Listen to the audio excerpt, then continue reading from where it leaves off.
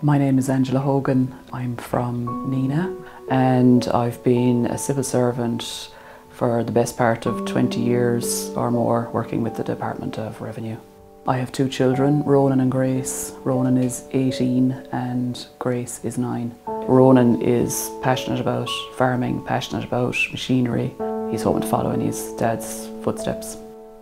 Brendan has always been a farmer. He grew up on a farm. Himself and all his brothers are all farming. His dad and his granddad before him were all farmers. He loved machinery and was very passionate about it. He was regularly called upon by everyone to have a look at their machines, to have a look to see what was wrong with it, you know. He was a big fan of Munster rugby and a big fan of Tipperary hurling. Brendan would have considered the farm a safe place. He took his time doing things, so he was always fairly sure about the next move he was going to make. On the day of the accident, which was 14th of July 2011, it was a Thursday. The sun was shining. Brendan was out from early in the morning doing silage all day. I met Brendan at lunchtime that day. That was the last time I spoke to him. I got the word then at about 7:30 that evening. My brother-in-law drove into the yard. He told me that Brendan had been killed.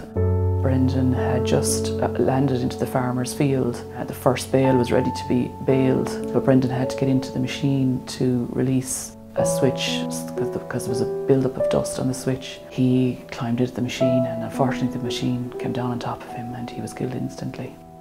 Brendan and I had never discussed what the future of the farm would be if he ever went, you know, so I had to rely on his family for guiding me. There was no will made, plus we weren't married.